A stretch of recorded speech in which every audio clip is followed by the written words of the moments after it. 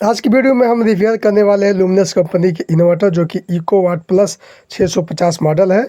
तो इसके पीसीबी को हम बाहर निकाल लेते हैं। इसमें ड्राइव प्रॉब्लम है दोस्तों।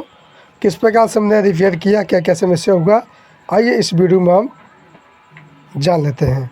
नमस्कार, मैं हूं धनंजय विश्वकर्मा और आपका बहुत बहुत स्वागत है टेक्निकल रिव्यू चैनल पे।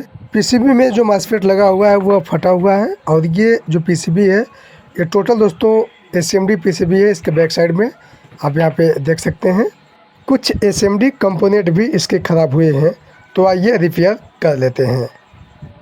तो हमने पीसीबी में जो 4132 यहाँ पे मॉसफेट लगा हुआ था ये ख़राब था, ये दोनों ख़राब था। इसको हमने नया लगा दिया और इसके पीछे साइड पे भी हमने नया लगा दिया।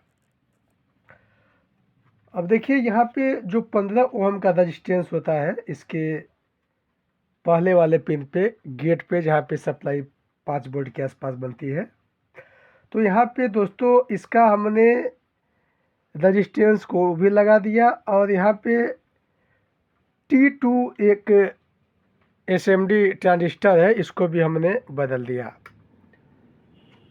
लेकिन जब यहाँ की सप्लाई कंप्लीट हुई तो यहाँ ऊपर वाले की सप्लाई ड्राइव सप्लाई बनना बंद हो गया।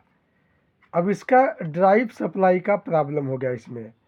जैसा कि अभी हम चेक करेंगे तो मेरे पास 12 वोल्ट की एक सप्लाई है, उसके माध्यम से हम इसमें सप्लाई देते हैं 12 वोल्ट की। यहाँ पे कर लेते हैं इसका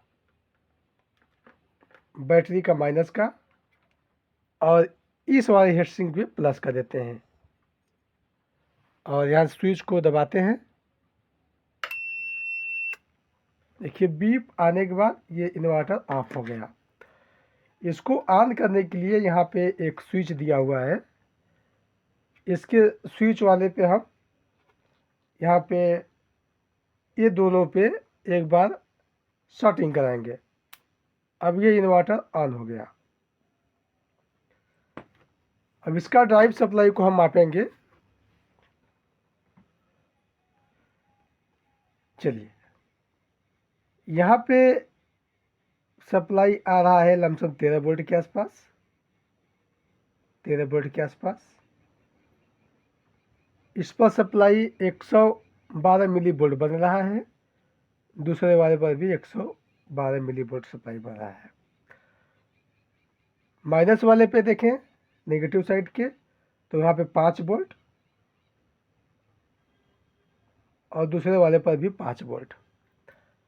वही अगर इस पर देखें हम तो 5.6 वोल्ट के आसपास बन रहा है। देखिए 5.6 के आसपास सप्लाई बन रहा है, लेकिन इस पर सप्लाई नहीं बन रहा है। ऊपर वाले सप्लाई में 7CW T2 ई ट्रांजिस्टर को बदल दिया कि उसके बावजूद भी सप्लाई यहाँ पे नहीं बना। ये एक जीनर डायोड यहाँ पे लगा हुआ है, इसको भी हमने चेक किया, ये बिल्कुल कंप्लीट था। अब जैसे कि यहाँ पे 2 कैपेसिटर लगा हुआ है, ये बूस्ट सप्लाई करने के लिए कैपेसिटर लगा हुआ है। इसका मान है 225 वोल्ट।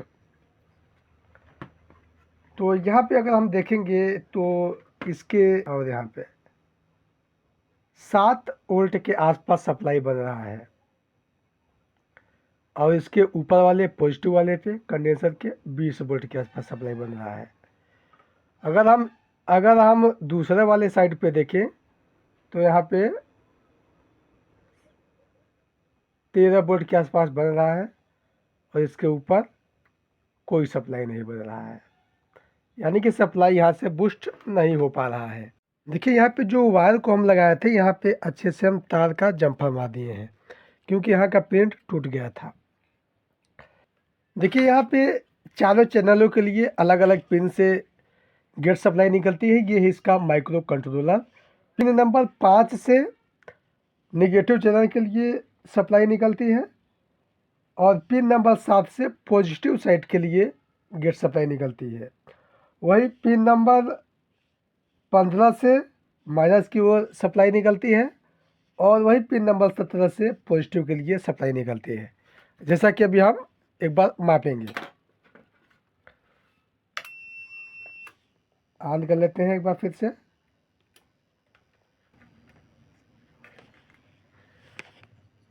एक दो तीन चार पाँच, देखिए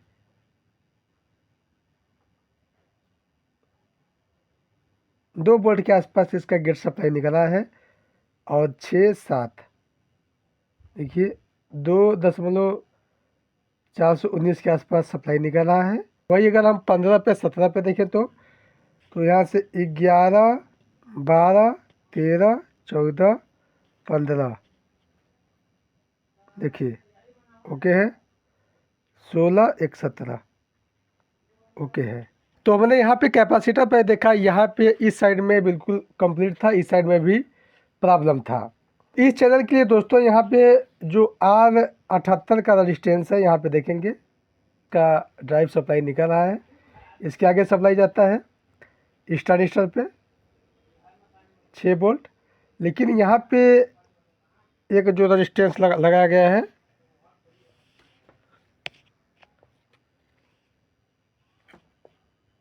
यहाँ पे सप्लाई देखिए 12 वोल्ट, जो कि ये गलत सप्लाई है। यहाँ पे 12 वोल्ट की सप्लाई नहीं आनी चाहिए। इसका नंबर दोस्तों मैं आपको दिखा दे रहा हूँ।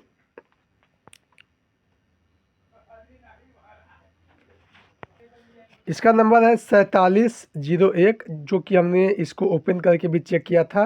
देखिए हर एक चैनल में 5 5 ट्रांजिस्टर लगाए गए हैं, हर एक चैनल में 5।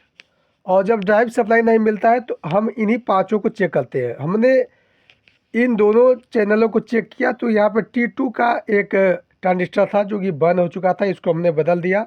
उसके बावजूद भी सप्लाई यहाँ का तो बन गया, लेकिन यहाँ का नहीं बना, यानी कि आगे प्रॉब्लम है। तो हमने इसका जो प्रॉब्लम था उसको देख लिया है। अब आपको हम बताते हैं। यहाँ पे जैसे कि हमने इसको निकाला तो इसके आगे का ये कंपोनेंट शॉर्ट था। इस शॉर्ट की वजह से ये प्रॉब्लम इस चैनल पर भी सप्लाई नहीं बन पा रहा था। जैसा कि हम आपको बता दें,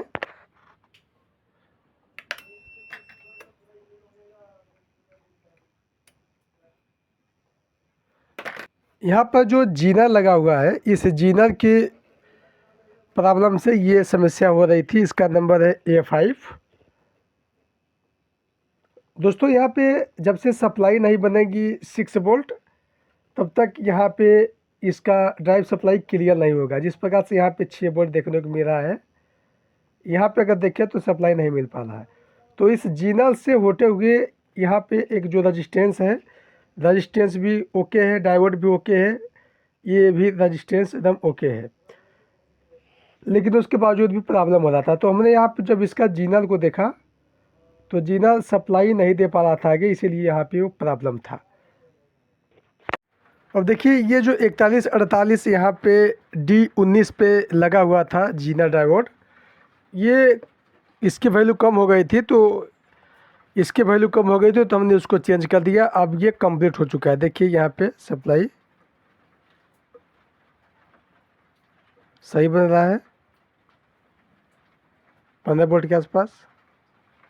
देखिए बिल्कुल एकदम सप्लाई बन गई है। 6 6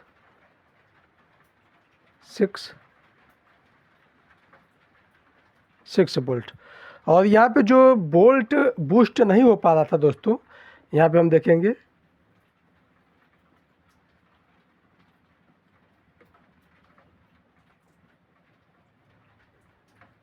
देखिए यहाँ पे 22 वोल्ट के आसपास बूस्ट सप्लाई हो रहा है।